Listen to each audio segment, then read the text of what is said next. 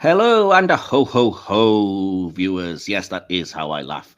Viewers and listeners of the Silver Screen podcast, and welcome to another new episode kicking off this festive season, I suppose, in a way. I'm going to go around and introduce my two cohorts here first before I get into what we're reviewing and why. So, first of all, let me welcome my usual partner in crime, we should say, DK. Hello. Hello, the Jesper to my Klaus, or perhaps the other way around, I'm not sure. And we are joined again by a regular face / voice on the podcast. Welcome back, Adrienne. Hello, everyone. So excited to be here today. Woohoo! Awesome. It's great to have you here. And again, we'll get into the reasons why you're here in a minute. But yeah, if you are, unaware for bizarre reasons, we are going to be reviewing the Netflix movie Klaus, which I believe came out a few years ago. Myself and DK hadn't seen it until recently, in order to do this review. The reason we're reviewing it is kind of twofold. First of all, I guess most importantly, we put out a poll when we hit 200 subscribers, which now seems like a long time ago. But we basically put out something asking, if you could name a movie that we should review that you really want us to look at. And we didn't get a huge amount of responses, but it turns out that the film that did get the most responses, out of all of those was Klaus. So we kind of scheduled it in around for the correct kind of time of year and decided to look at it. And how many of those people that voted were just Adrienne with a dummy account? We won't say, because along with it winning that poll, we have been, shall we say, badgered gently for about the last year by Adrienne, who insisted that we watch it because it's one of your favorites. It's probably fair to say. It is. But I mean, just so I want listeners to know, I did say it was okay if we did it around the holiday season of 2024. I didn't want to really demand it, but I sort of did want to demand it. Yeah, but it ended up winning the poll, so it kind of seemed right. It seemed right. I think she's hustling us. She kept us waiting for 20 minutes, saying, "Oh, I couldn't operate. I couldn't get the microphone working," and she's really running an army of sock puppet accounts.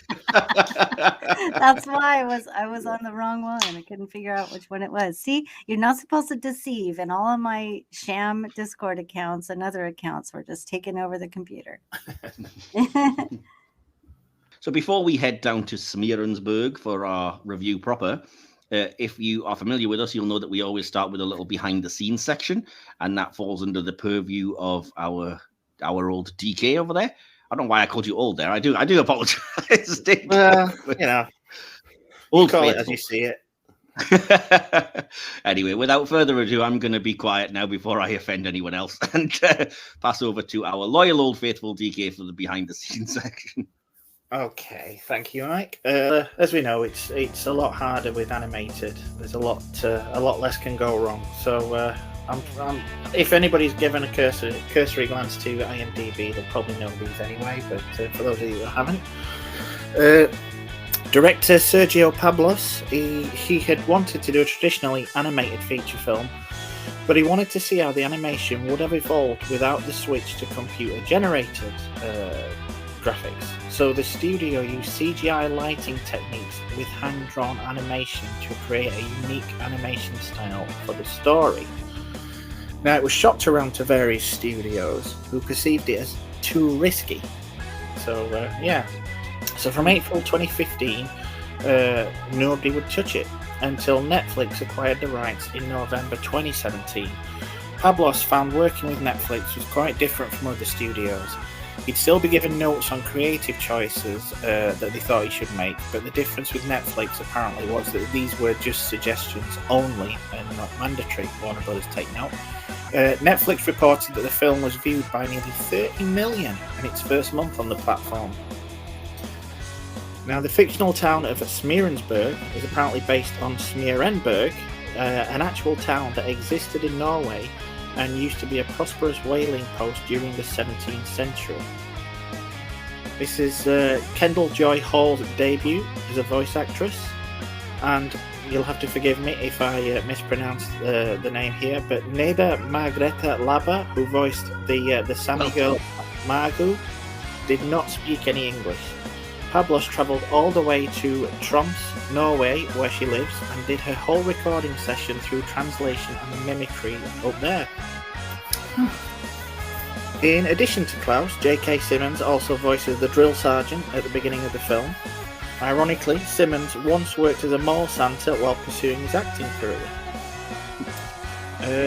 This is Norm Macdonald's final feature film role, and after they crash the sleigh, you can briefly see the A113 on the crate that falls off the back. This is obviously a reference to the classroom used by graphic design and character animation students at the California Institute of the Arts, and as Mike will probably know, it's an Easter egg commonly featured in Pixar movies. It's actually in a lot of movies. If you ever, especially animated movies, if you ever fancy, having a scout around movies, look for the references to A113, especially in Pixar. But then it's surprising how far it's spread.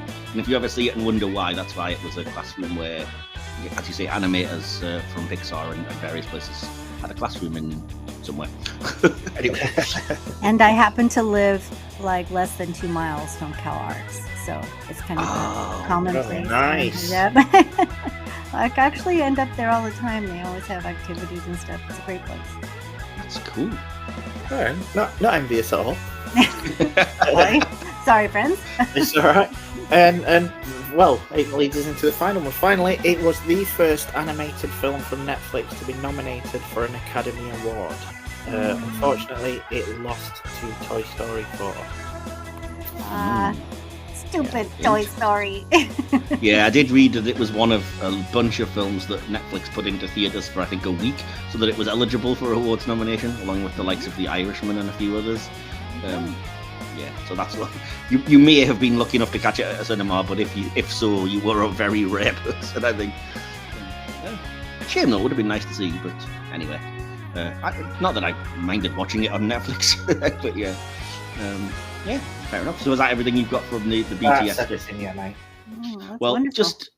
I did do a sort of mini deep dive that's semi-related to this film, so I thought I would do that before we jump into the review. If you know the film, you'll know that this basically revolves around the origin of the whole idea of letters to Santa.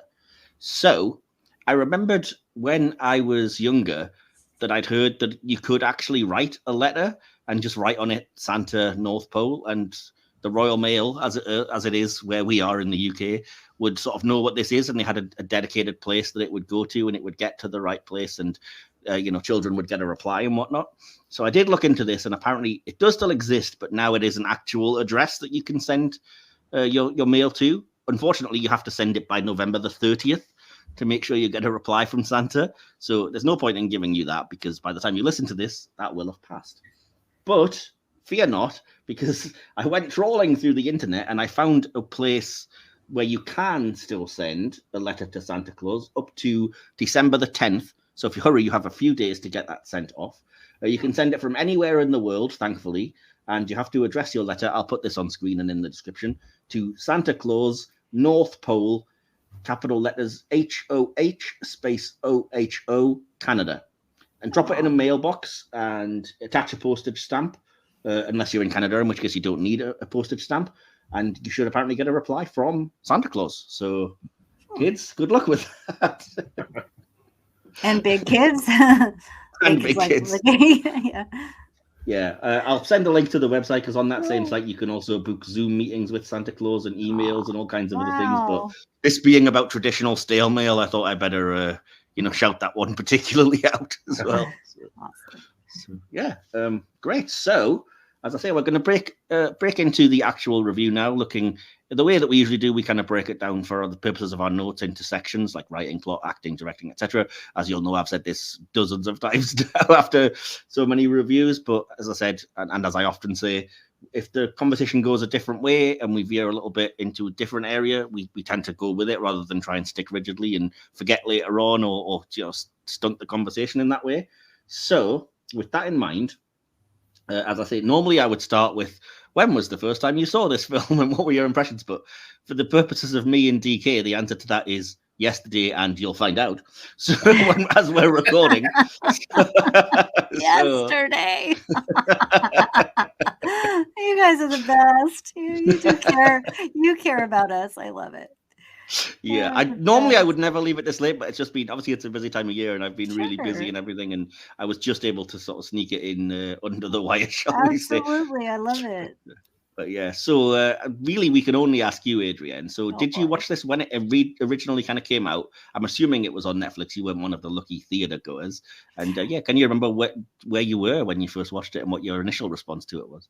Oh, yep, absolutely. It was December near Christmas because we had our Christmas tree up. And don't laugh, okay? You too, don't laugh at me, but it was Okay. cold here. It was cold. So I was Okay. cold in Los Angeles. So I was wrapped up in my blanket, just going through Netflix. And I like to watch holiday movies, not the sappy ones, but this one popped up and the animation style was just so interesting, just right Hmm. there, you know. And so I hit it and I watched it. And I'll never forget one of my kids. I don't remember if it was Ethan or Wes, but they stopped when the beautiful song was playing. And that's when I knew it'd probably become something we all wanted to watch. Yeah, I Oh. loved it. Yeah. And I did cry a little, I didn't Oh sob, but well. there was some times when I was, and at the end, the ending was so amazing. So Oh, I that think I ending. watched it again the next day because it was also Wow. Los Angeles cold again. So of course, Mm. what else are you going to do? You have to watch Netflix. Was it out of curiosity? Was it well publicized on Netflix? Because I feel like we didn't. I don't know about UTK, but I feel like I'd never really saw this all that sort of pushed, as it were, on the front page or anything, and I hadn't really heard that much about it until you had insisted we watch it. So Yeah, I think I'd seen maybe one image when when you turn Netflix on sometimes and it puts the the latest thing. I saw it and then just went to whatever it is. I think it was probably an episode of Star Trek for the Of course. hit or miss, and yeah, that's probably the first and last time I saw anything until Adrienne brought it up. Well, it's funny because do you guys search for like holiday movies in Netflix, oh Christmas yeah, movies sometimes I in see. I Netflix? Well, noticed that's that yeah, this year it has like a section where you yeah. click in and it's like festive holiday. Yeah, Yeah, yeah. Well, sometimes the right. the wife goes, she looks on there for those, those Hallmark Hallmark ones. ones. No, I don't watch those ones, but this kept coming up because I intentionally look for it for the Okay. holiday stuff, Christmas stuff. That's just my thing. It's one of my things I do this time of year because Mm. during the spring I'm never around, so I get to watch TV during the holidays. That's fair enough. I feel Yeah, like hopefully we're doing a bit of a service to it and pushing, promoting it a bit better than Netflix did, hope because I don't so. think they did enough of a job to publicize it. And I will It is say, kind of niche, though. Really, it's an animated holiday movie, and Netflix really, has all these other things they have to, really, really push out there for everybody. So, yeah, I I think understand why it I don't wasn't know. I the think top. and holiday movies, and especially particularly animated ones, I think do very well. Though it's always a market that Yeah. and I mean, it wasn't that long ago that Illumination released the new animated The Grinch, and it did really well. Things like that. Right. So I think Netflix could have pushed it more. They could And have, but isn't it also like not a major studio considered? It's kind of made in other well, countries, and there's, I think it is niche, and that's why I like it so much, or niche, yeah, whatever I you think want. things are changing because I remember everybody raving about the Mitchells versus the Machines and saying you had to see it even if it was a Netflix movie. So I think people are learning True. that you have to kind of push these things via word of mouth. So again, hopefully that's what we're achieving here. And Oh, as I yeah. say, you may call this controversial, but I didn't know about the whole awards situation. And I will say right now, off the bat, that this is a better film than Toy Story 4. Sorry Oh. if that's controversial, but Toy Story 4 was probably the weakest of the Toy Story quadrilogy, but yeah. It was, yeah. But, Yeah.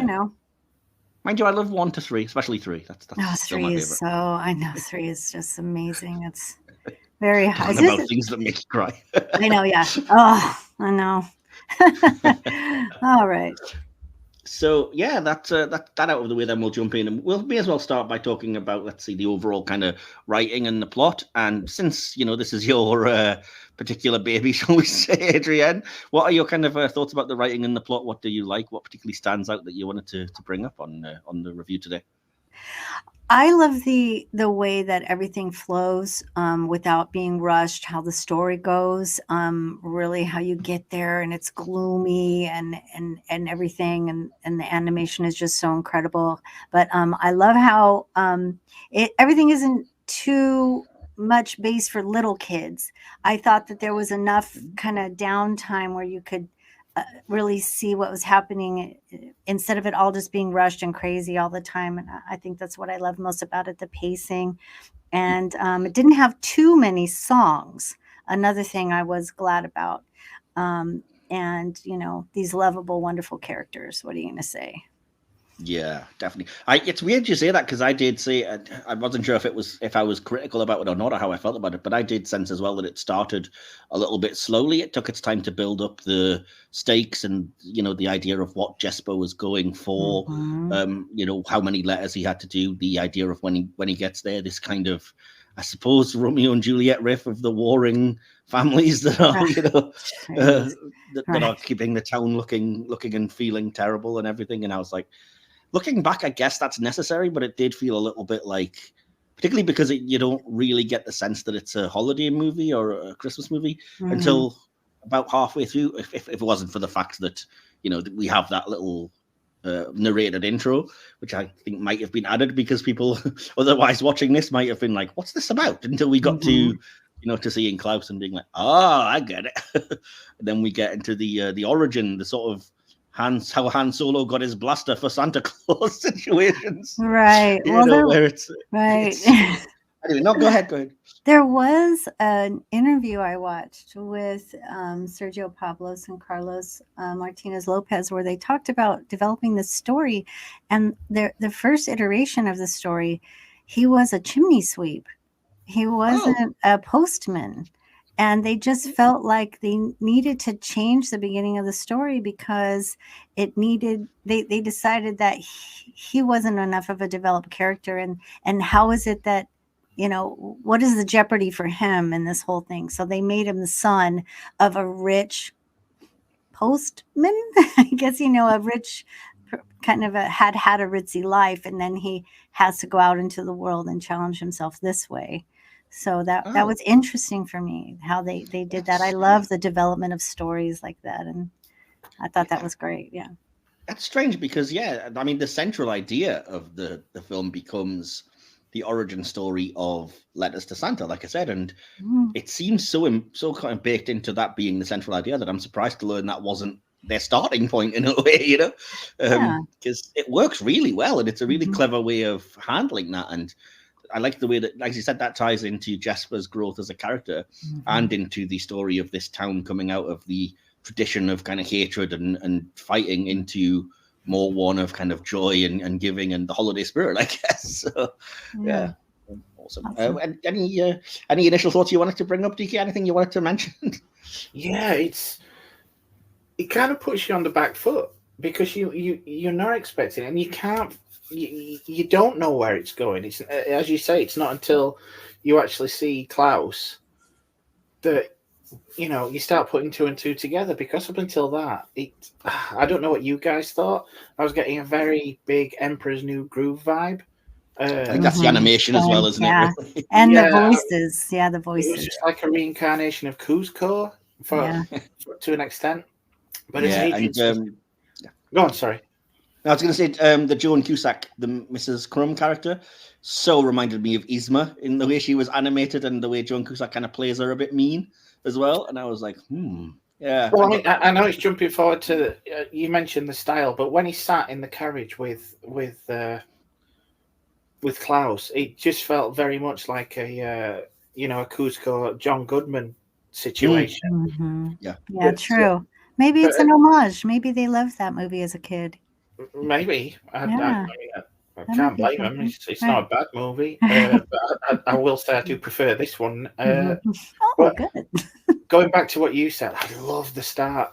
Oh, I yeah. love the start. I mean, I'm a huge fan of H.P. Lovecraft, and that going across to the island Oh, and yes. the people, it was very much. I, I was getting Shadow over Innsmouth vibes. They all look like kind of fish type people and everything. You know, there's fish heads everywhere, and Yeah. it's all dark and grungy. And Mhm. it did let up. But even when it let up, and I'm no big fan of him, but even when it let up, you did kind of get a Tim Burtonish vibe from time to time with this. Yeah, you do. And you know, as I say, I'm all right with Tim Burton. I'm not his biggest fan, but yeah, this I just love the aesthetic on this. Funny. I Go ahead, Mike.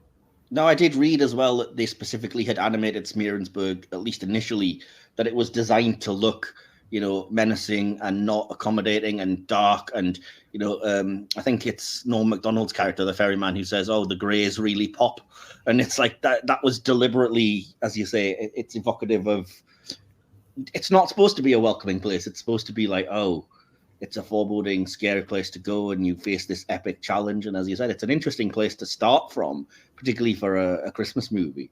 And Right. I didn't really get Tim Burton vibes, but certainly of that ilk. The animated. I don't know. Is there a hint of the Jan Svankmajer or any of these kind of dark animated or stop motion type movies, or even, I mean, parts of Disney? They have their moments when things can get dark, in like Snow White or Maleficent in Sleeping Beauty, and moments like that. And although it doesn't happen a lot, I did also get that sense that I was quite surprised that they have the moment when Jesper initially discovers Klaus's workshop, and it's kind of, it looks scary to him, and then you get that kind of doll's head with hollowed out eyes where a bug just randomly crawls out of it. And I was like, oh, this is very, where did this come from? This has suddenly gone very sort of festive horror, I guess, too, but very briefly. I mean, I don't want to give the audience, if they haven't seen it, the impression that's what the film is like, but that particular moment caught me off guard, and I was like, ooh, that's kind of a creepy image. Yeah. Well, it's as usual, DK and I kind of share a brain, because to me it's very Burton-esque in the scene where he's first coming into the town, and well, of course, the first thing we see through the fog is that whale skeleton, which I just think is incredible. But there's these 4 kids, they're crumbs, and they're sticking the one little girl, she turns and she looks, and she's just shoving the carrot nose like into the side of the snowman, and the snowman is not happy.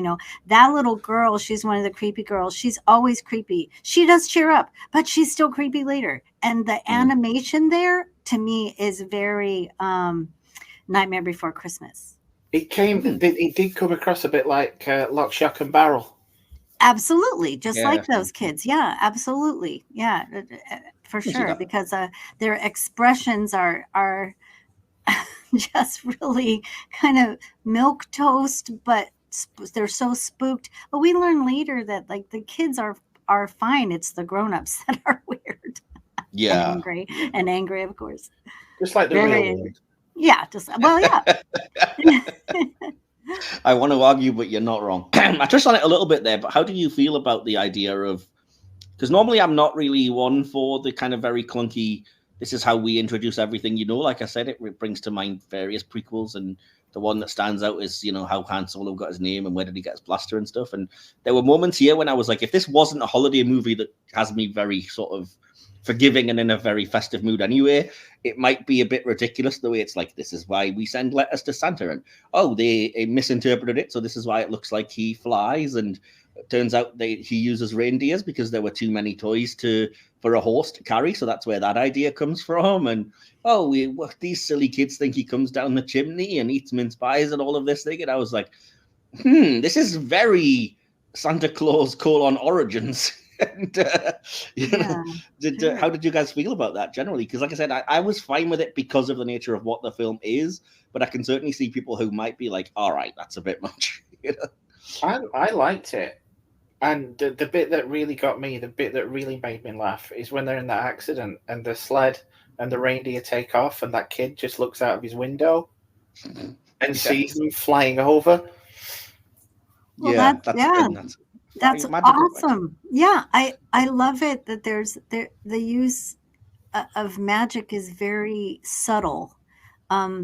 Things happen because that's how they would happen with like gravity and things like that. But there's just this very subtle magic with the wind at the I'm Woodman's going to get shack, into you that. know, That's and absolutely so it's not like everything with the elves and etc. Like we know the Santa Claus origin for, well, I guess the United States probably, but I just thought it was great how everything happens for a functional reason. You know, I liked that, how Santa Claus does all these things. I just thought that was great. Yeah, actually, I think I was fine, like no problem. Not that I had an issue with it anyway, but I was fine with the idea of Klaus, you know, the kind of sort of tragic backstory, which again it links to one of my favorite Christmas movies, Santa Claus the movie, which is, you know, he wanted children and he always loved kids and would make toys, but he couldn't have kids of his own for whatever reason. And so I was like, oh, I love that. I'm always sort of a sucker for that level of the mythology. And it's tinged with a bit of sadness, but then you get the joy of finding somebody who's like, let's deliver the toys. And that's where this idea kind of came from, that you do that every Christmas. And then even, you know, the kind of the very clever and funny way of handling, like, the fact that it's Jesper helping out, so he's the one that naturally decides that the boy that was nasty to him will just get coal. And, Yes. you know, and when the boy's like, well, how did he know unless you ratted me out? And then Jesper naturally, to kind of think on his feet, is like, he sees you.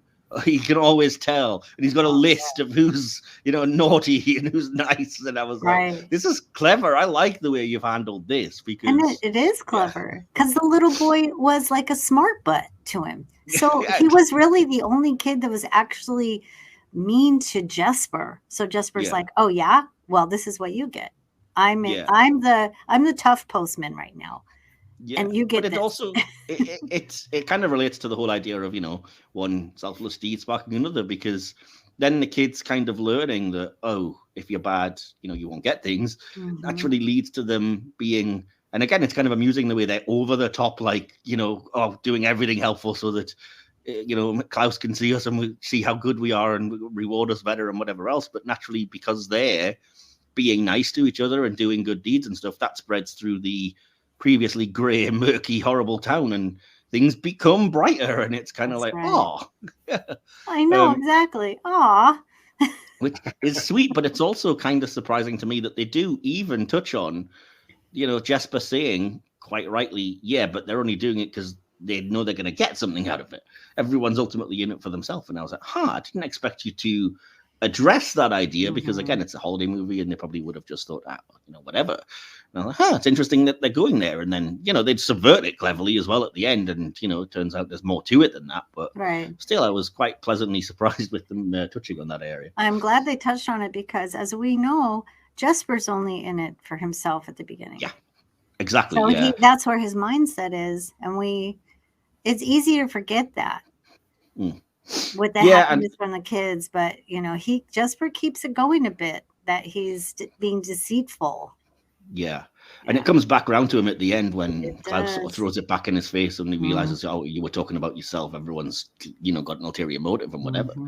But even still, I mean, there are characters that don't. If you look at, I think it's Alva, the character's name. I didn't really get it. The Rashida Jones character, Alva, who she is kind of selfless. I mean, at first she's depressed and annoyed, and you know, the warring families don't want their kids taught, so she becomes a fish seller instead of a teacher. Right. But I know, you know, she's a fishmonger after she went to school with those nuns and they taught her all this stuff. That's what she is now. I know. It's like, which again is kind of funny, especially knowing it's kind of based on an old whaling town and whatever. Right. Exactly. And she's like, Burgut, like you learn all these fish, the names of the fish and stuff. Haddock's on special or whatever. Right, haddock is on special. But when she reaches into that jar with the coins that's in the fish mouth, she goes to reach for it and then she closes it. Yeah, and the coins are all interesting looking. They're like square edge. I mean, I just love the animation of this. It took me half a second to realize, but then when I did, it was one of those things where, you know, when you click what a film's trying to tell you, and I was like, oh, that's her savings. Yes. But she was like, I'm saving to get out of here. And now she's like, no, I'm actually gonna put it towards improving the place and building up this school. And like I said, I think that kind of shows that she is kind of selfless. It needed that little spark from everyone else to show her that she had a point in being that way. But I like that she was she just wanted to teach them. Bless her. She did.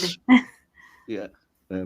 Anyway, so yeah, I could have done with a bit more development of the kind of romance between her and Jesper, which kind of came out of nowhere. Like they even sort of have that line where he's like, "Well, of course you love me," oh, okay, I guess we're doing this then. So well, that Margot brought them together. She's the little heart of the movie. She brought them together. And you'll have to forgive me. Yeah, DK, you did mention the particular sort of race of that little girl, but I completely forgot what you said. Oh, I forgot myself. She's Sami. Yes. Sami. Yeah, yes, she's Sami. Yeah. Yeah, such a cute idea, and yeah, it's just she's so cute. But yeah, how did you feel, DK, about the sort of any of the things we've mentioned, but in particular the idea that Alva would have this sort of selfless streak, and then the love story that kind of came out of nowhere at the end? I don't know. I like that it wasn't overplayed. You saw them kind of gradually warming. Well, you saw her warming to him, obviously. And then the next thing, they're asleep in the chair. And yeah, I just thought it was really sweet. I mean, I love the little section. It's the montage where it shows them up building the little empire. The town's all right now, and then it shows the tribe kind of moving into Klaus's, and it's becoming, for want of a better word, Santa's workshop. And Alva goes in and watching it happen. I just love it. I'm completely enchanted by this thing. I know it is. It's very like that. And I mean, that's the whole point of it, isn't it? There's a lot of kind of really cool moments. Like, I shouldn't act surprised about it, but there's some moments that were genuinely quite funny. Like, not laugh out loud or anything, but like moments like I've noted down. Like, I thought it was really funny when Jesper first arrives and learns, from the very sarcastic ferryman, this is what your accommodations are, get used to it. And then in the morning, he just starts fishing through the snow that's effectively just blocked his way and starts pulling his things out, and then just pulls out a rat. It's and then just jams it back in. I know. Exactly. And I was like, that is just brilliant. Because that joke has to have been planned and directed and animated and everything. And I was like, that's so funny. It's out of nowhere, but it's like, and there's other moments like that. That was the one that stood out. But I was like, there's little moments of charm and like humorous things like that throughout the movie. There are subtle moments. I mean, I love the chickens. They become part of it. I think the thing that made me laugh at first was during the sequence where Jasper's doing his very first delivery of the little frog, and he's pretty sure it's a severed head in the box that Klaus. I mean, I laughed. It was so great to hear him. And he's just mumbling to himself. It's very muted, and he's just mumbling, and, it's funny.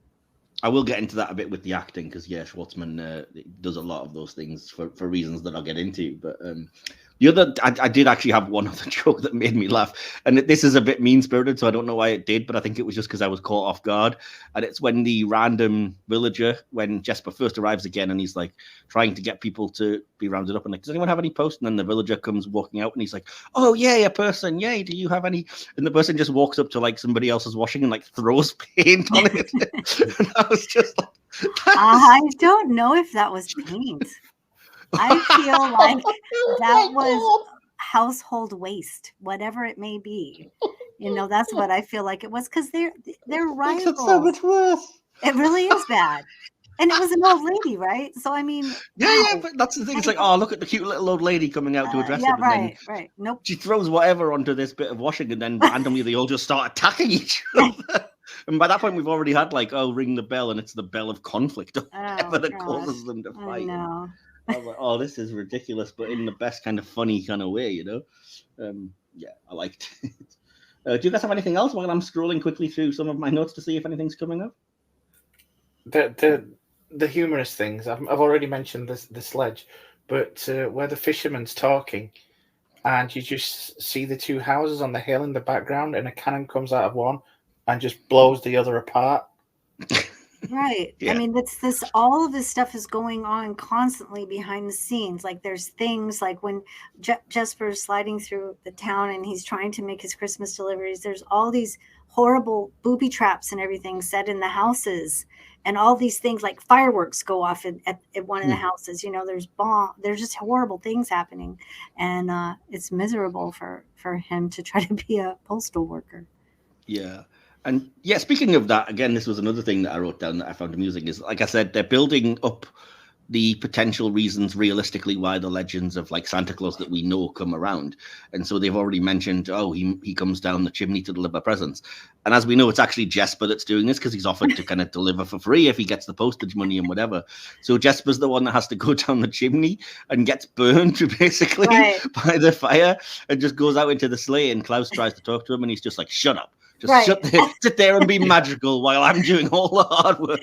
And then the kids start talking about how amazing Klaus is for delivering the toys, and wow, like he gets them in. He go to our house. They're in our house. They're right by the chimney, and it's really Jesper doing it. Jesper's just frustrated, and Klaus is like, "Hey, what do you want me to do? I make the toys." Yeah, exactly. Yeah, absolutely. I love it. I love the idea, and this is a kind of I guess a larger theme thing of the writing, that tradition comes into it in two ways, in like a good and bad way, because they make a point of saying this, where this conflict is our tradition. We, as long as we live here, we know that the Crumbs hate the Ellingbows and vice versa, and that's our tradition, so we have to stick to it. And like replacing the tradition of hatred with that of joy and happiness, and linking that to Christmas and to Klaus and giving and everything, I thought was a really beautiful kind of central thread to put through this. And because at first I was like, why this kind of, like I said, what seemed like a Romeo and Juliet riff of the warring houses, and the kids might be able to care for each other, but the adults are at war. And I was like, it was only when I realized during that speech by the Joan Cusack Mrs. Crumb character that I was like, oh, they're making a point that like traditions aren't always good things, but we can, and again, links to the whole selfless good deed sparking another thing. We can turn them around and turn bad things good, and let's have good traditions happen, So I liked that, and I wasn't, I didn't think it was too heavy-handed or anything. I liked it, but I wondered if you guys had even picked up on that, or if you had any thoughts around it. Well, I love how you really start to realize that this feud goes back to the Stone Age, because the art in the museum, and I love the redemption of Smearensburg. Like I love that whole thing. I'm glad you brought it up. And the way it's mirrored in the redemption of Jasper. Jasper, sorry. It's exactly the point. Awesome.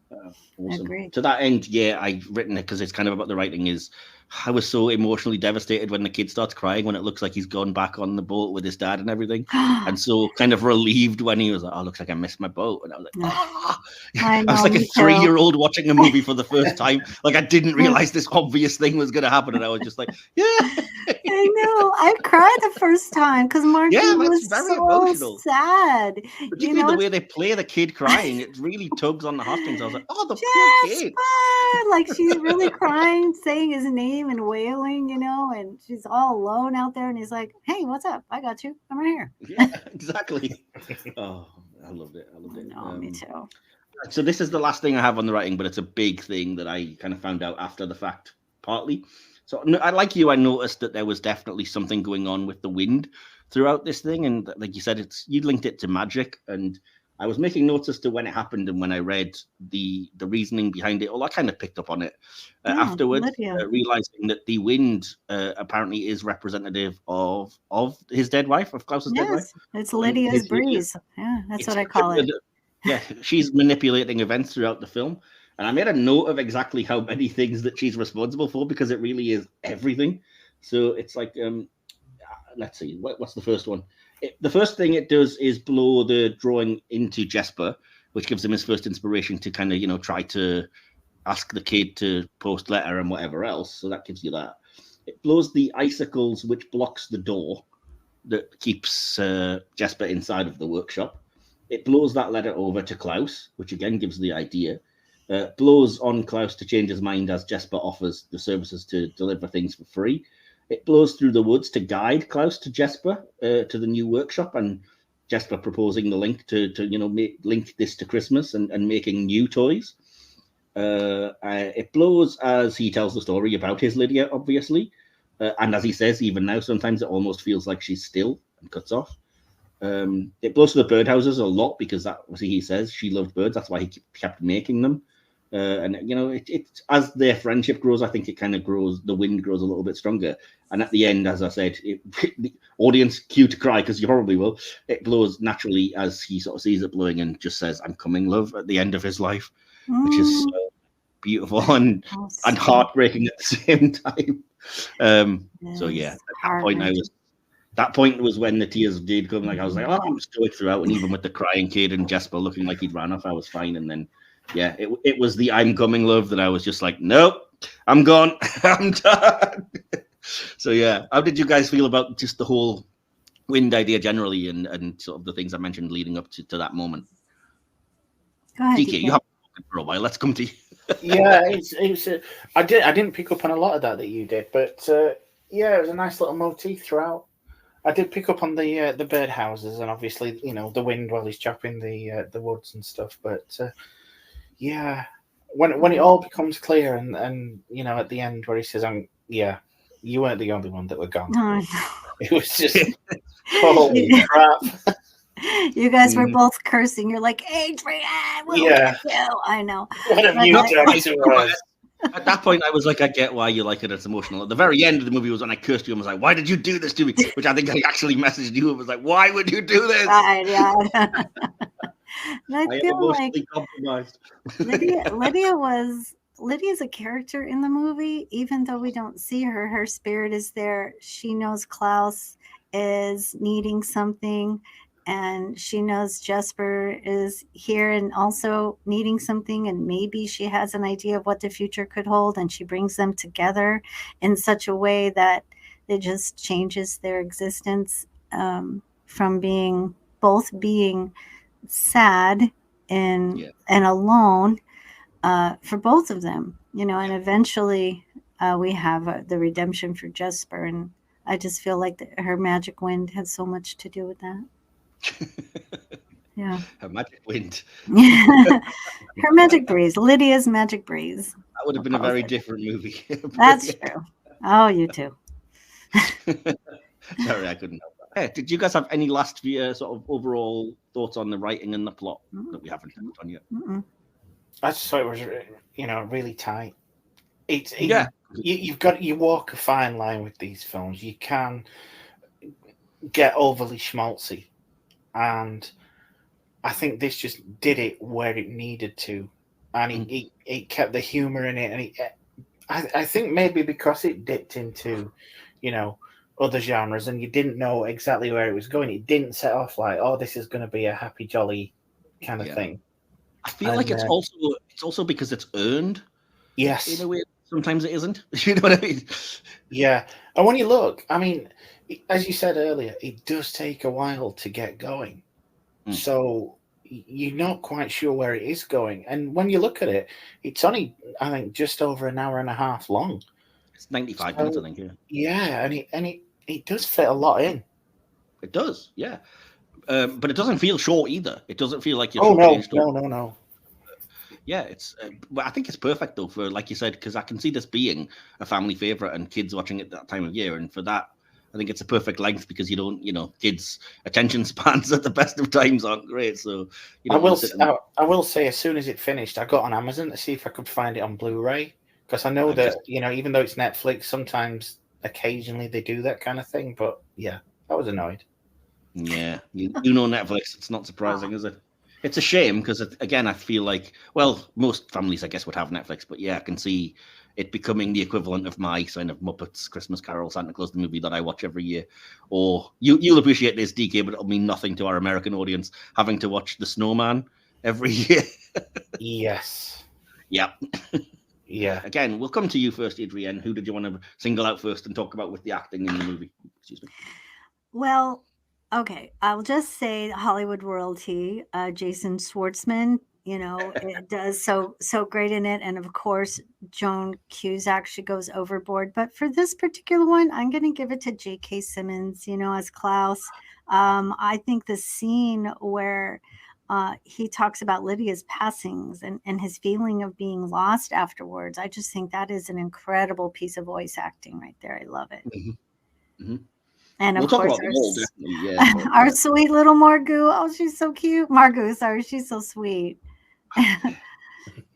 especially knowing that, as you said, it was a little young actress who doesn't actually speak any English, and she's just delivering this cute performance through, like you said, like acting and translators, I guess, and directing by gestures and stuff. Anyway, since we've brought him up, like I said, I love that. It's not. I don't think it's necessarily the acting so much as the writing, but I love that he's completely stoic for the first part of the movie. That he barely says anything, like a word at a time or something, and then he finally breaks when the reindeer start like galloping along, and it's a little bit, and isn't his first word like he's shoving the drawing into Jesper's face, and he's like, "Where's this?" That might be his first line in the movie. Yeah. Or even like little moments like later on when he finally does accept Jesper's help making the new toys, and Jesper sort of goes to talk to him and he just points like, "No, work." We've known people like that, and it's kind of, I like that characterization really a lot. But I love, like, again, humorous moments like when I said when he finally breaks that stoic demeanor and him and Jesper, have that childish moment of glee of like, "Yay!" And then they just both realize it and snap out of it and kind of like, we're not buddies. We're not buddies at all. Right. We are men. Yeah. Any last thoughts on J.K. Simmons from either of you then? I just think it's a very understated performance, and I love him for it. Yes. Oh yeah, completely. And heartbreaking at the end, just in that one. And the animation in that ending with the face, the aging. I'll talk about the animation when we get to the direction and the effects. Okay. I have thoughts on it. But, do you? Huh? I wouldn't imagine. Yeah. So, I don't know. So going back to the acting, then we obviously have to talk about Jason Schwartzman, who's the lead. So suffice to say, I was reading up again on this movie after I watched it, because I often do if I've enjoyed something. Spoiler alert. And I read that the directors of the film say that about 30% of what Jason Schwartzman is saying is scripted, and the rest is all ad-libbed, which they just animated to later. He just kind of riffed. And you get that sense in moments like this. You said the moment about like the severed head, or bit where he's like, "Well, you didn't have these attached. I would never have done what I did if I want to attach. How do you not attach?" You can kind of tell it's just him being let loose to riff and do his thing. And I was like, I love it. And I love, even within the character, it's great how you get the growth from the entitled whiny brat to like, selfless family man.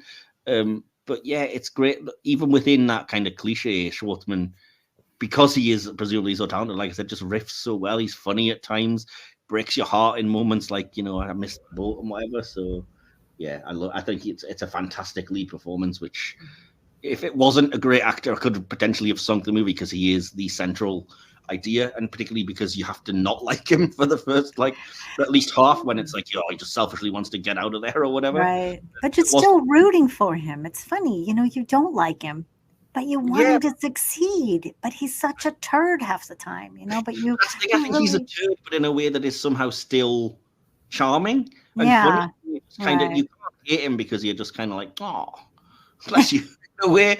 And that's in the performance, like I said, because he doesn't come across as a mean-spirited person. Right, such. Just lazy. He wants to stay home and have servants. Entitled, yeah. He's not evil in the way, and I mean, putting him against these town that are just like, no. So he doesn't even come off as bad in comparison anyway. Thoughts from you guys on Jason Schwartzman? Well, I love that he was able to bring this character to life like this, and I love that he had fun. It's great, and I love him with all his Wes Anderson stuff. So just listening to him have fun, do this, and listen to his range, I just thought was great. And I forgot to mention, that's my last thing on Jason Schwartzman. A perfect example of his range is the repeated line, which I really loved that they did in the writing, when he starts out like, "What am I supposed to do? Just stay here forever," and whatever. And he says it sarcastically at first, and then says it realizing that it's exactly what he wants at the end of the movie. And I'm just like, so well handled that it's the same exact words, but it's all in the way he delivers it. It goes from "this is my horrible punishment" to "this is everything I've ever wanted" kind of thing. And I was like, this is so well done. Anyway. DK, any thoughts on the acting generally from anything we haven't touched on? I do like Rashida Jones as Alva. I think she does really well, and I didn't know who it was for the longest time. I had to doing that, Gen Xer thing at the moment, pausing it to look up who it is. And yeah, I thought she was really good. Really good. Straight away, but I'm obsessed with like The Office, Parks and Rec, and Angie Tribeca, so I know that voice. See, I don't watch any of those. I don't either. I don't know those. Yeah, so I had no idea who it was. I love Alva too, DK, because she's so she's disenchanted, but when she starts to teach the kids, it's just so sweet. And then of course when they come to her porch, and apparently she knows enough Sami to help them out like that. So I think her character is wonderful. Yeah. I agree, and I think I can see why you might say that you didn't necessarily recognize her at first, because she's actually playing against type at the start when she's so embittered, and she does it so well, which is a range that I've never really seen her play in these kind of sitcoms, because they're sitcoms, why would you? You know what I mean? But she's not happy. Yeah, but she plays it so well, and again, you don't hate her, you feel for her, but she plays this. And it's, like I said, it surprised me because it is against her usual type. And on a similar note, I was equally surprised by Joan Cusack, because I've never, maybe I just haven't seen enough, but I've never really seen her as this sort of evil, full-on, like I've seen her in Addams Family Values where she's the comedic villain kind of thing, but I've never really seen her play the outright, fully despised. And I really do hate that character. She's me too. Yeah. I hate her. But, particularly at the end when they're like, let's get rid of one and then let's attack the other. So one's gone, one to go. Yeah. So yeah, I think both of those ladies are great at playing against their usual types, and yet totally believable. So I only have one other person to mention, but before that, any other notes on the two ladies that I've mentioned, or anyone else? You can tell it's Joan, as soon as she starts talking. Yeah. And to a lesser extent, Will Sasso as Mr. Ellingbo is good, but I think he's overshadowed because the others are so good. Really. Yeah. Cool. Yeah, obviously you've already mentioned sort of briefly this being the last role of the late great Norm Macdonald, who is just such a good actor, particularly when it comes to that kind of deadpan, sarcastic comedy. As I said, being a fan of like everything from Family Guy to The Orville, I've heard him do voice roles, and I know he can bring it. So hearing him as this kind of the ferryman character who should be an a-hole basically, but even when he is it's funny. It's really witty when he's like, "Oh, help me out with all these bags. I've got a bad back." Yeah. That is perfect, and it is a perfect casting to deliver that without coming across just like a jerk. Right. He really did. He really played Mogans just to the T, but he's so sarcastic, and but in the end he gets a surprise too. He's glad everything's happening. You can kind of get the sense though that although he's a sarcastic and arguably mean, he's he's not like that deep down. He's kind of it's just exterior. He isn't really a bad person. He's pretending, but he's having fun with the new guy because he knows the new guy is kind of not that nice either. He's like, "Oh, you think you're going to come here and have a good time? Well, come and meet everybody." Exactly. Yeah. And I like the way Alva, when they kind of meet in her fishmonger school, and she's just Mogans walks in and she goes, "Mogans," like they all know each other, and this is a new guy, and Perfect. So then, any last thoughts on the acting before I go to direction? Well, I thought it was interesting and kind of fun that Sergio Pablos played the voice of Pumpkin, the big kid. I mean, the young, whatever you want to call it, young adult. Just he's saying. That's the one at the very end who says "mine," and then that's all she says is "mine." But it's him. It's Sergio Pablos doing that voice, so that's kind of funny. It's quite an important little moment as well, though. So that's kind of cool. Right, that's her favorite word, but it all works out in the end for her. Then she sort of finds her love and holds his hand and says "mine," and then that's exactly. I know. That's nice. Anyway, I don't want to spoil too much for everyone. Well, I suppose you've got to have seen the film if you're listening to this. If not, you probably should have. Yeah. So you've only got yourself to blame. Well, exactly. I've kind of lumped direction and sort of visual effects together because it's an animated movie, so logically they are the same, I suppose. So yeah, DK, we haven't come to you first. So do you have any sort of thoughts initially on the direction or the effects here or the animation? I just think this looks beautiful. Yes, it does rely on CG for the lighting, and obviously, you can tell that CG is used when I think he's first traveling to Klaus's workshop as it's flying over the canyons. But other than that, this is such a strong case to be made for why we shouldn't give up on hand-drawn animation. I just think it's beautiful from top to bottom, and there are little sections in this that remind me of, I cannot place the exact point, but it might be the scene where Adrienne was referring to earlier, where he's going from house to house posting and he's stumbling upon the different booby traps.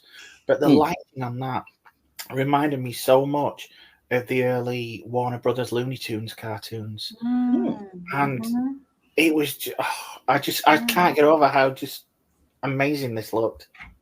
Yeah, it is visually just absolutely stunning, and it makes me want to go there.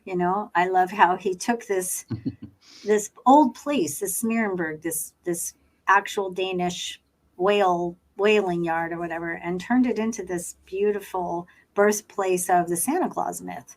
That story is amazing, and wasn't it his directorial debut? I believe so. Yeah. I mean, he just really. And I love the lighting, like you were saying, DK, of course. But I love the lighting when what I really like how they do the lighting, because I guess the days are so short up at the north, so there's always a chance to have this incredible lighting. And for me, it really showed when the reindeer are being brought into the fold, like they're being made part of the team, and you can just see through the trees and everything, this beautiful lighting, and I love that. Yeah. Cool.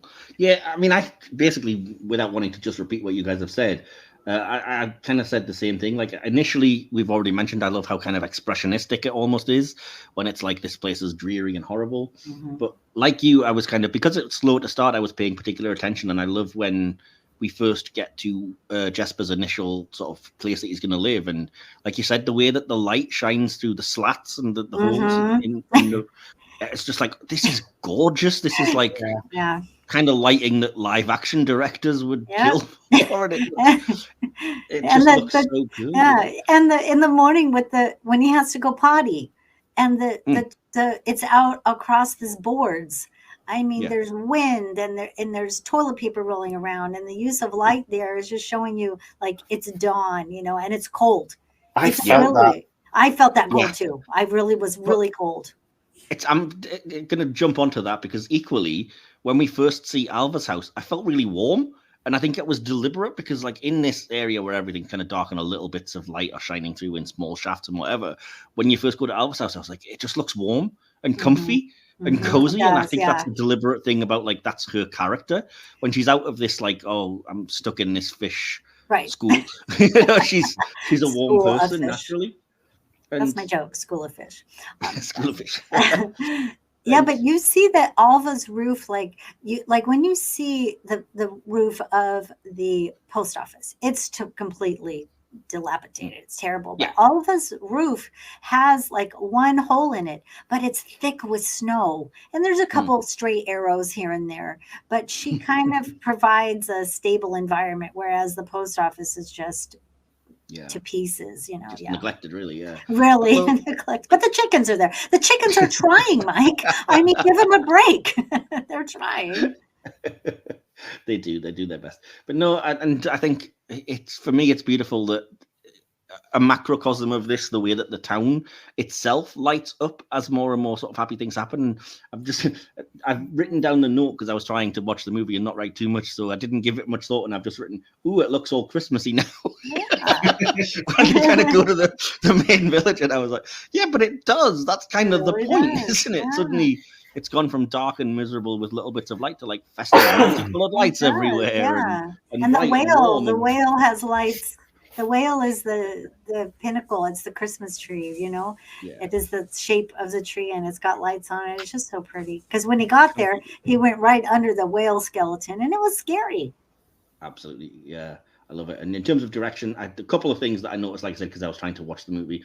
First of all, that gorgeous zoom in when Klaus delivers his first toy, and you zoom from inside the house to the window as he's watching just the joy he's brought the kid. I was like, that is a gorgeous shot, and the fact that it's animated is just epic. And obviously, the sleigh chase I just thought was really exciting and not easy to animate something like that because it's just constant motion. And yet I thought they did a very good job with it. Yeah.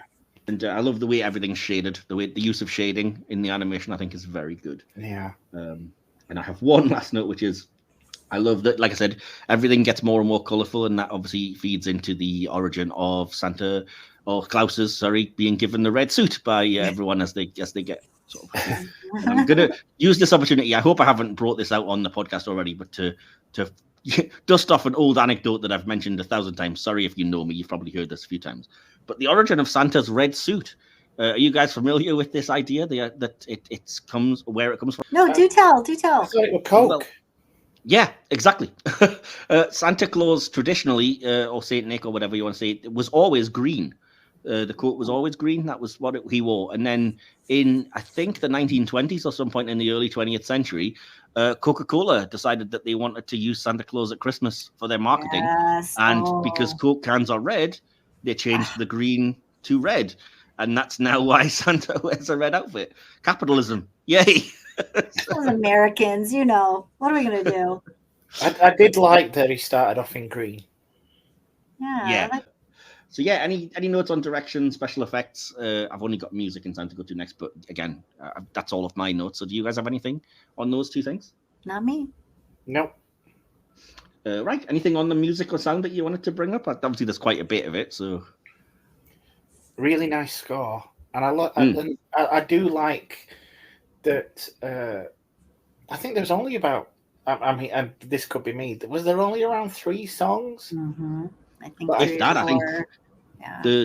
The ballad that plays, like as they give the montage and they pan around, is I think the same thing that plays at the end. Something about imagination. How do you like me now? And yeah, that's like when he tells that bad kid off, and then he's all gangster and struts back to the post office. That one. Yeah, the random that's 5-minute rap or it's like 50-second rap or whatever that comes out of. He goes, "That's what you get when you mess with the postman." Exactly, yeah. That was so weird and jarring, but I just couldn't love help it. Well, because he found, that little kid is on the naughty list, and basically he, Jasper's on the naughty list because he's being naughty, but he has to show this little kid that he, that's where he became like the tough postman. That's how I love that little song. Yeah. Awesome. Cool. Yeah, I said this. Other than that, I just said the same as you. All of the sort of things that I noticed were part of the score. So the sweet tune when Jasper first discovers the toys, the big epic crescendo when Jasper proposes, "Oh, you could deliver the toys." How jaunty it is while Jasper's like going through all these tribulations of, everyone thinks you're magical and I'm the one going through all this.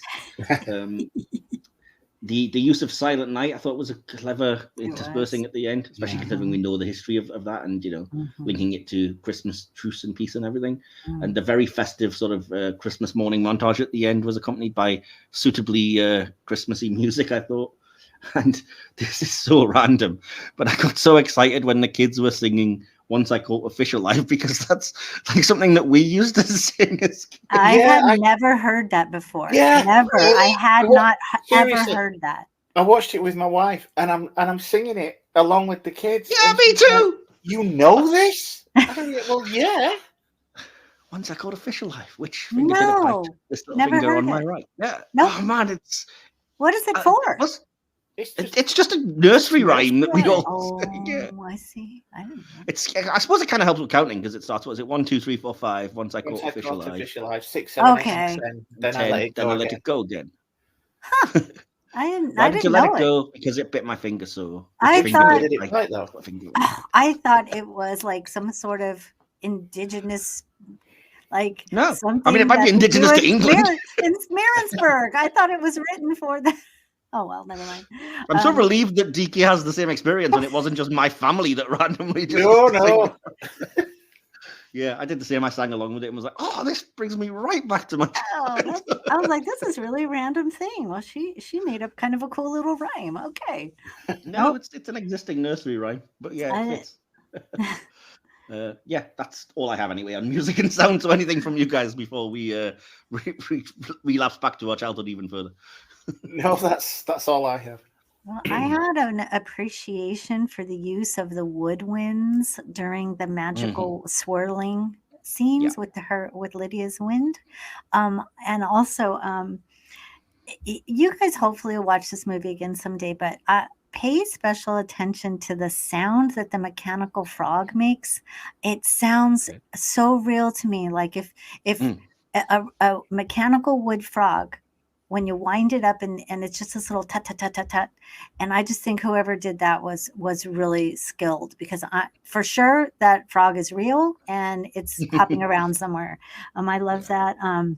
I love Zara Larsson singing the song, Invisible. But I especially love the triumphant music that is played when the kids go around town and they do all their good deeds and they start shining up the town and they're painting and they're fixing things. That's just a wonderful part of the score for me. Yeah, there's loads of moments like that. It's fantastic musical score and sound design.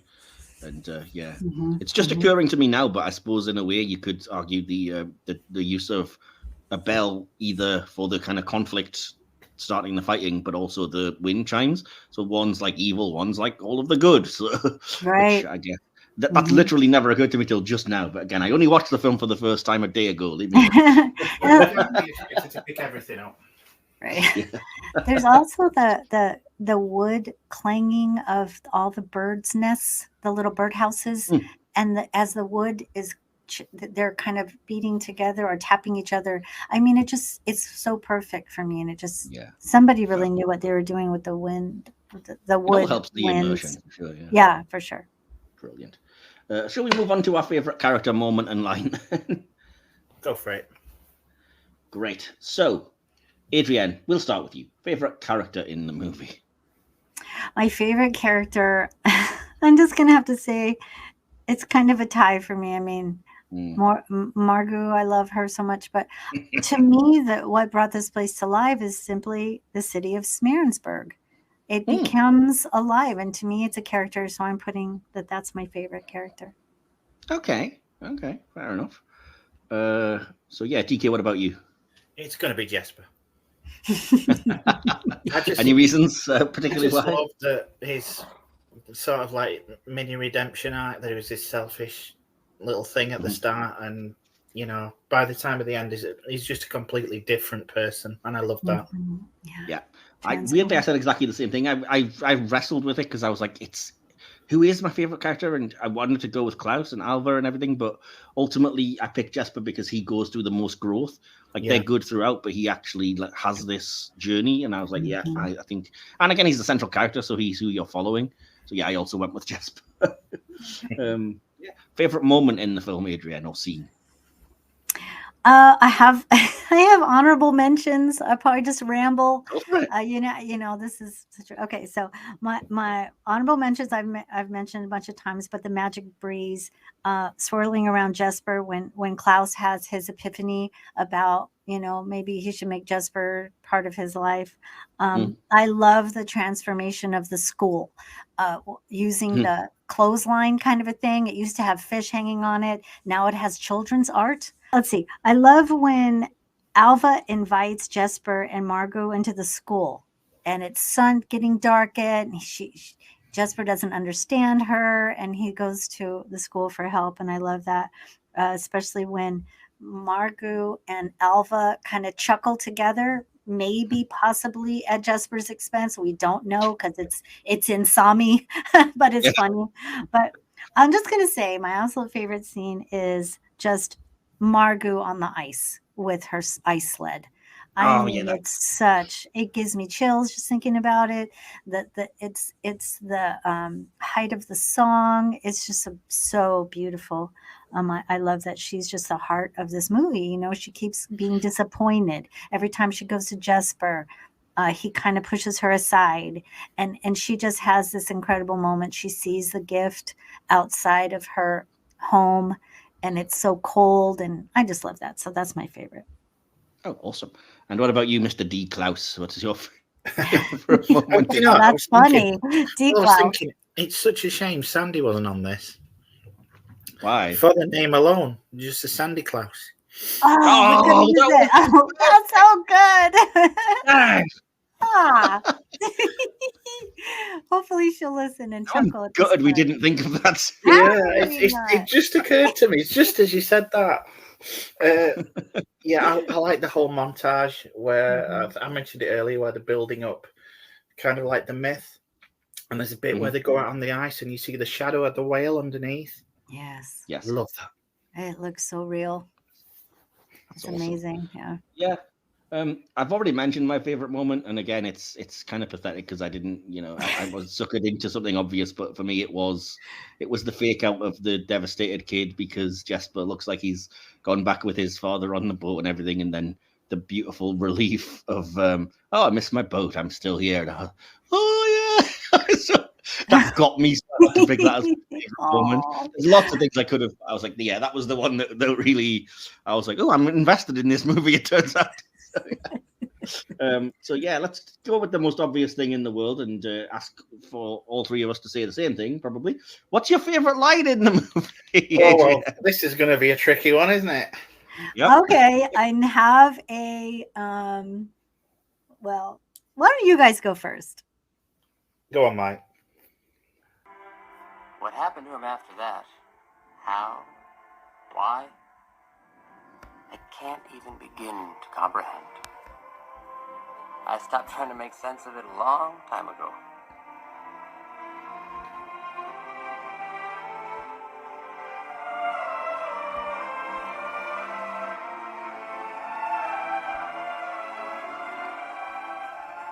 What I do know is that once a year,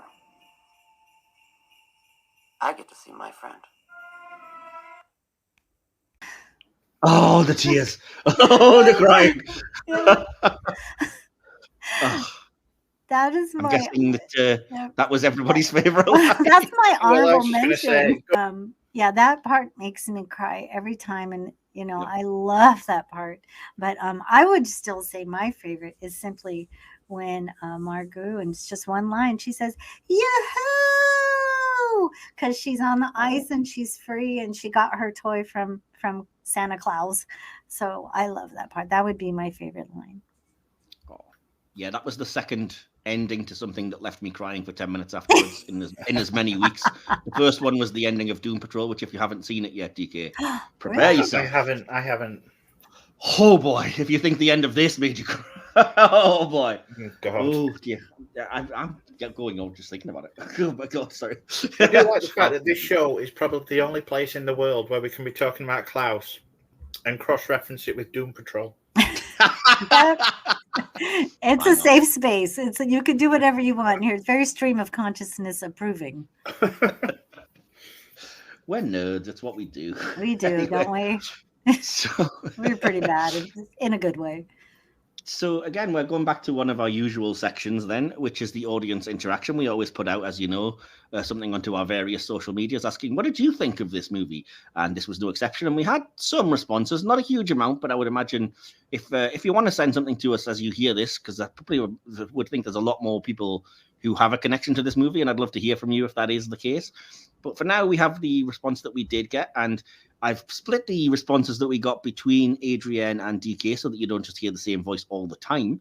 So shall we start with you, Adrienne? Of And course. you can give us the feedback that you have, first of all. Absolutely. Well, one of our own from our little Discord, Jamie, he says, an absolute banger of a Christmas film with glorious animation, a brilliant heart, an interesting story, and Jason Schwartzman with 3 exclamation marks.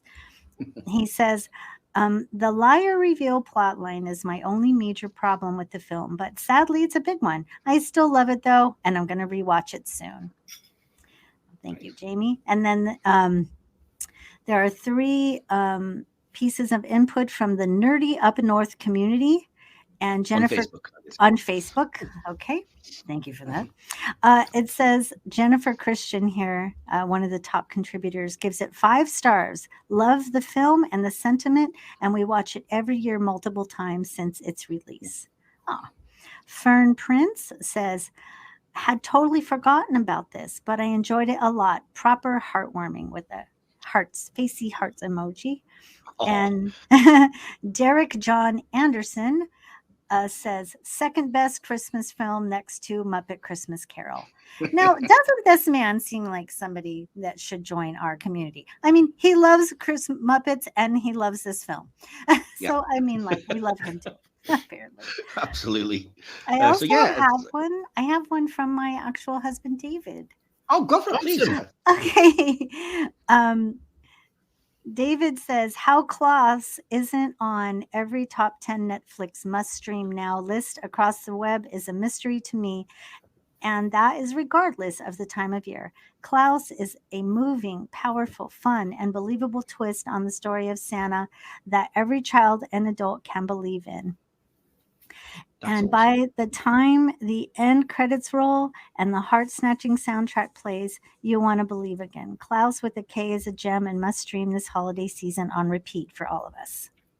Oh my God. I just have to say, Adrienne, your husband has almost made me start blubbing again. Aw. Yeah, when I can sit David down and ask him to do something and he actually does it, he just really does something well. I mean, it's not often that I can force him to do something because he's my husband, but this I kept saying, please put your input in. So he just sent this right now. You have to get him on the podcast if he's that good. Oh, and if he doesn't work in advertising, he should, because that's a heck of a hard sell for the movie. I'll tell him. He should be in copywriting with that. Yeah, he has splashes of brilliance, which is, very lovable about him. There speaks a long-suffering spouse. love the man. Oh, bless. Awesome. So DK, you have some more feedback for us, I believe. Yeah, I'm going back to the Nerdy Up North, and I just have to do a quick aside to what Adrienne said, that person should be on our in our community because they love Muppets, and I'm not quite sure how to take that, but Well, what do you mean? Why is that? It's kind of an insult in this country to call somebody a Muppet. Oh, is it? DK and I are both Muppets in more ways than one. Yes. Okay, I'll say he loves Jim Henson Productions. You Muppet. Oh, I see. That's funny. Well, in all fairness, you are right on both accounts. So exactly. Hey, I'm proud. So back to the Nerdy Up North community on Facebook, and Leonie Gillen says, "Great film. We watch it as a family every Christmas now, and they give it 5 stars." Sarah Cooley also gives it 5 stars. She says it's an incredible movie. Sarah Armstrong says 5 out of 5. It's a beautiful Christmas movie, from the story to the animation, the comedy and emotion. We love it, and it's becoming our regular Christmas Eve watch. Makes me cry every time, and the theme song is beautiful. I have it on my Christmas playlist. Sinead Esther Macaulay says, I absolutely love this. It's my favorite Christmas movie, and I watch it every year now, and she's also given it 5 stars. And Riley Booms says it was a beautiful film, and they've also given it 5 stars. This is just sweeping the board. Over on the Silver Screen podcast page, Rick Cowlin says, I really enjoyed this. A clever, well thought out and produced take on the legend of Father Christmas. 4 out of 5. And Nicola Thomas says, gorgeous film, room always gets dusty. And another 4 out of 5 on that. Awesome. Fantastic. And is that all the feedback, yeah? It is, yeah. Okay, so again, all that remains then is to give our conclusions and our score out of 5 stars, as we always do. Who shall we go to first? Oh, it's got to be Adrienne, hasn't it? It has to, doesn't it? Adrienne, do you have your conclusion and your score ready for us? Well, my score is going to be high. I give this movie a 9.5. I think it's just a So wonderful, wonderful again, movie. out of 5, Adrienne. Let's give this movie. Oh, I want to give it 5. Yeah, you're more than welcome to. Okay, good. I want to. Yeah, this movie gets 5 Okay. stars. It's such a heartwarming film. I love it. I can't say enough positive things about it. Um, love everybody that's in it. I love the acting. I love the directing. I love the animation and the music. So I try to get everybody I know to watch it.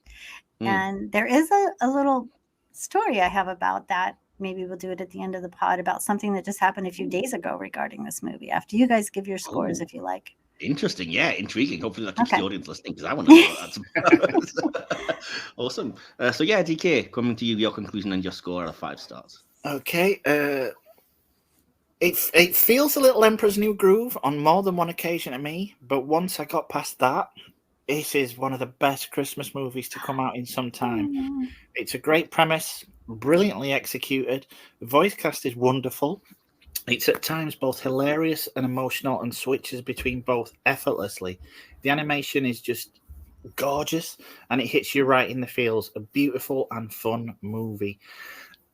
I very, very rarely give anything 5 out of 5, but I think I'm going to have to. Okay. Wow. Okay. Okay, no pressure, Mike. Yeah. No pressure, mate. Pressure is on here. So my conclusion is, let's see. Well, I don't know about you, but I cried. Oh, that was a bit good, wasn't it? I would imagine it's best watched with a mince pie and maybe some eggnog if you're into that kind of thing. It was the perfect start to my Christmas season. I can definitely see how this has become a lot of people's go-to Christmas film, and I love that it continues that tradition for new generations. Okay, the story isn't especially unique or groundbreaking, but it's all in the execution, and that's what makes this a bit special. I won't lie. It probably won't replace my own choice of Christmas Eve viewing, but I'm very set in my ways with that. But it is just a beautiful piece of well-crafted magic that I am happy to recommend to anyone, and which can sit happily alongside the best and most beloved of those festive staples. Drum roll. I gave it 5 out of 5.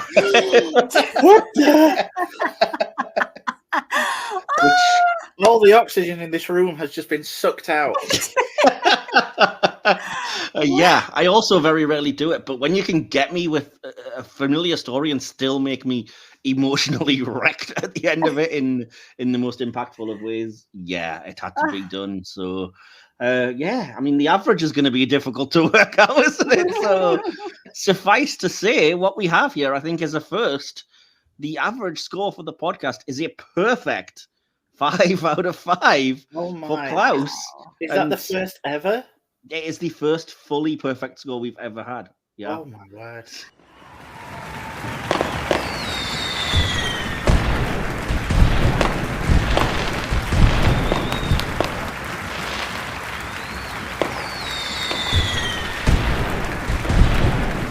Wow. And suffice to say, why Netflix didn't realize they had something really special and market the crap out of this, I will never know. But yeah, if you haven't seen it, please, well, if you haven't seen it, first of all, you shouldn't listen to this.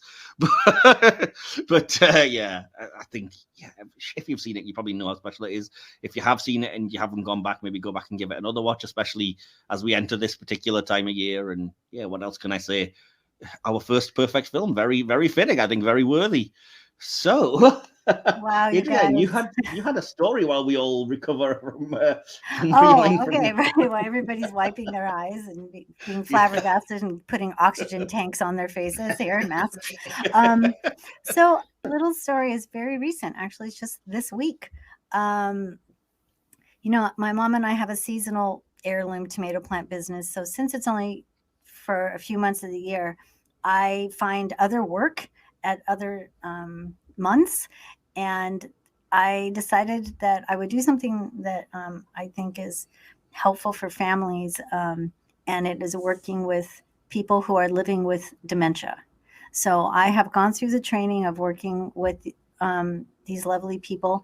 And on Friday, I went to a home where my task there is to keep the patient and the woman safe and happy, and make sure she eats and takes her meds and doesn't fall out of bed or anything else, and do my thing. But this is a house with 6 kids and all of their friends. So when I was over there, it was just pure chaos. It was insane.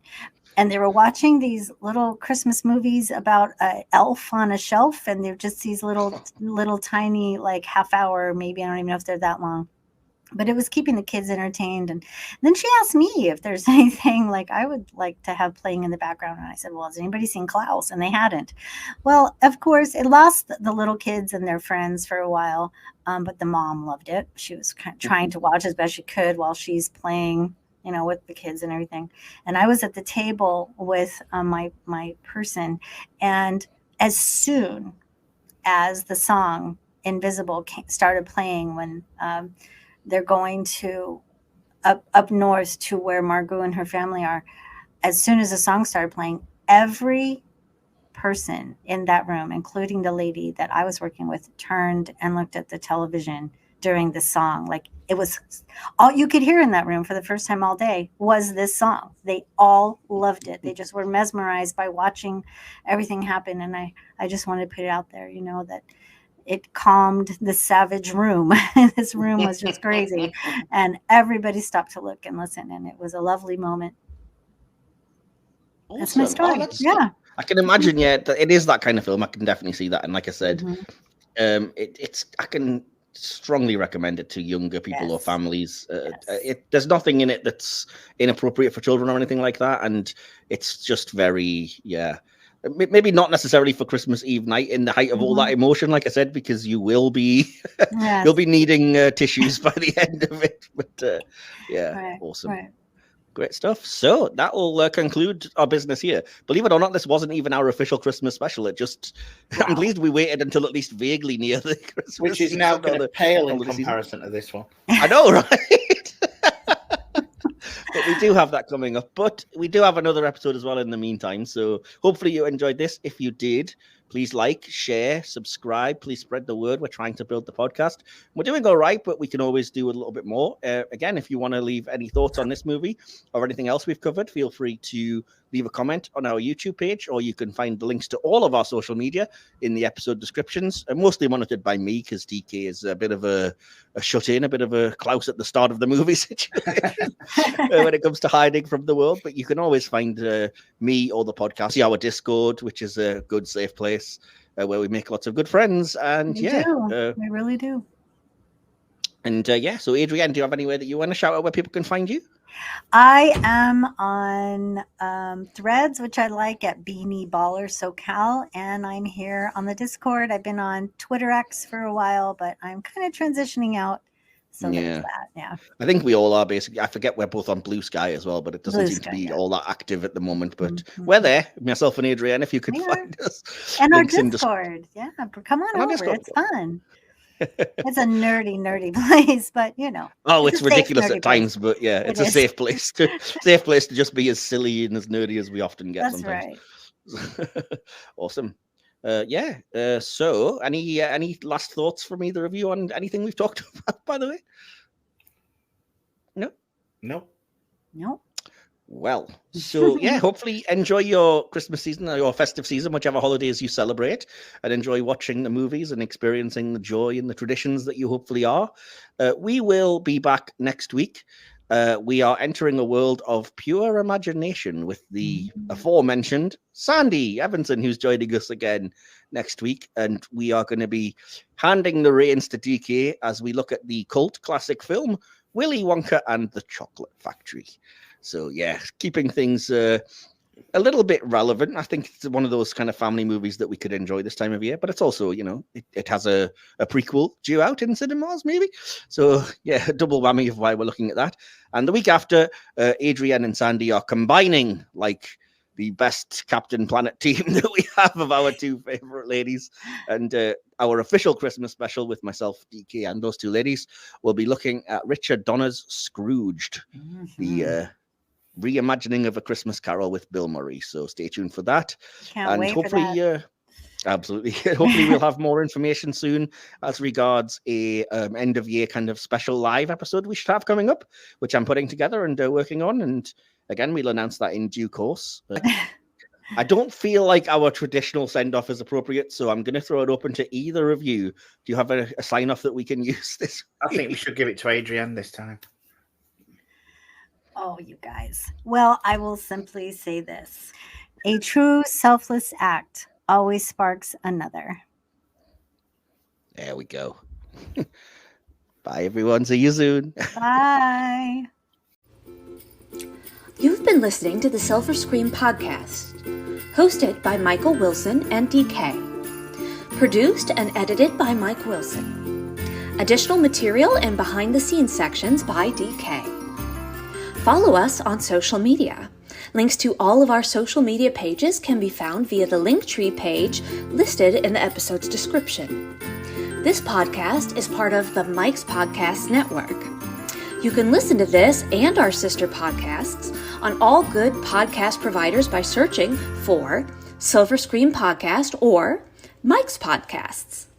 Don't forget to like, subscribe, and share far and wide.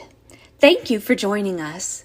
Come back next time for more movie magic, and hopefully this can be the beginning of a beautiful friendship. Cut!